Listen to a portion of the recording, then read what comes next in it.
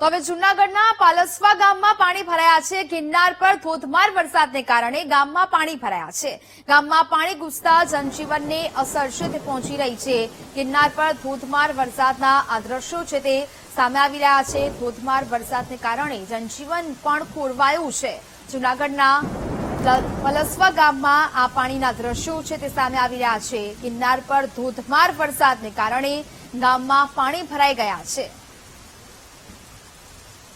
સંવાદદાતા જય વધુ વિગતો સાથે લાઈવ જોડાયા છે। જય, જૂનાગઢમાં જે અવિરત વરસાદ આવી રહ્યો છે, લોકો મુશ્કેલીમાં મુકાયા છે। જૂનાગઢ અને ગિરનાર આસપાસ જે ધોધમાર વરસાદને કારણે અનેક જગ્યા પર પાણી ભરાઈ ગયા છે। હાલ શું સ્થિતિ જોવા મળી રહી છે ત્યાં? જૂનાગઢમાં જે ત્યારે જે ગિરનાર પર જે વરસાદ વરસવા પામ્યો હતો, ત્યારે અનરાધાર વરસાદ વરસવાને લઈ 4 ઇંચ જેટલો વરસાદ વરસવા પામ્યો છે। ત્યારે જે કાળવા નદીમાં જે ઘોડાપૂર આવ્યું હતું તેને લઈ જે કાળવા નદીનું જે પાણી હતું તે ગ્રામ્ય વિસ્તારમાં ડાયવર્ટ કરવાને લઈને જે ગ્રામ્ય વિસ્તારમાં જે પાણી ફરી વળ્યા છે। આપ જે દ્રશ્યો જોઈ રહ્યા છો તે આજે પ્લાસવા ગામના છે। પ્લાસવા ગામમાં ગોઠણથી જેટલા પાણી ભરાયા છે। જે પાણી ભરાવાને લઈને લોકો પણ હેરાન પરેશાન થવા પામ્યા છે। અનેક જે ઘરો છે તેમાં પણ પાણી ઘૂસવા પામ્યા હતા અને લોકો હેરાન પરેશાન થવા પામ્યા હતા। આપ જે દ્રશ્યો જોઈ રહ્યા છો એ નદી કે નાળાના નથી, એક રસ્તાના છે જેમાં ગોઠણ જેટલા પાણી ભરાયા હતા। લોકો હેરાન પરેશાન થવા પામ્યા છે। જે અનેક વિસ્તારોમાં જીવના જોખમે રસ્તા પસાર થતા હોય તેવા પણ દ્રશ્યો સામે આવ્યા હતા। જે આપણી સાથે ગામના આગેવાન જોડાયા છે, શું કહેતા પાણી ભરાયું છે? હું પ્લાસવા ગામના પ્રતિનિધિ ભરતભાઈ બાબુભાઈ સિદ્ધપરા। આ જે પાણી જઈ રહ્યું છે ને, મીડિયાના માધ્યમથી મુખ્યમંત્રી સાહેબને એટલું કહેવા માંગુ છું કે સાહેબ, જે કાઢવાનું છે ને, તમને સપનું આવતું હતું ને, એ કાઢવાનું સપનું અમારા ગામડાઓની બરબાદી કરવા માટે ભ્રષ્ટાચારી જૂનાગઢના કોર્પોરેશનો પદાધિકારીઓ એમના પાપે આ ભોગવ્યા છે।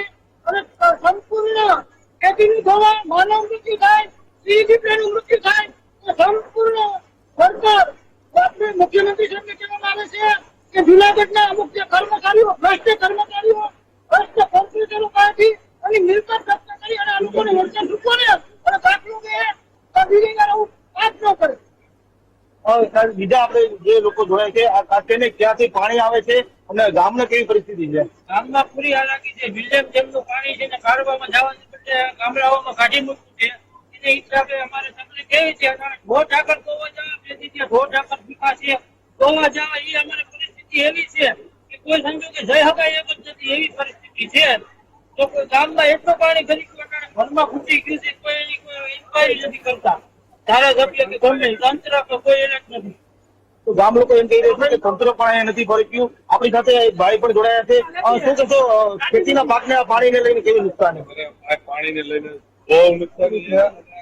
કોઈ એક ધારાસભ્ય મહાનગરમાં કોઈ એવું નથી જોવાય કે આ વસ્તુ છે, મત હોય અધિકાર છે, મને જુઓ, મને આમ કરો, મને તેમ કરો।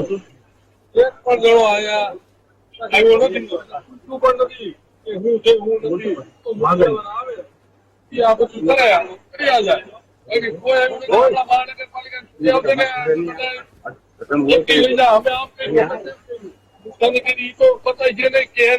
ગામડામાં પાણી કાઢી મૂક્યું। ખાસ કરીને આપણે જે પાણીની આવી પરિસ્થિતિ છે, હવે શું માંગણી આપી છે? પાણીની માંગણી એટલી છે કે જે રીતે એને લિંક અધિકૃત અમુક અધિકારીઓને દબાવી અને જે ડાયવર્ટ કરવામાં આવ્યું છે, એવી જ રીતે એ લોકો આ ટ્રેન બંધ કરી દે એટલી જ મારી માંગણી છે। અને આ જે નુકસાની છે જૂનાગઢ કોર્પોરેશનના અધિકારીઓ પાસેથી સરકાર વસૂલ કરે, બસ એ જ અમારી માંગણી।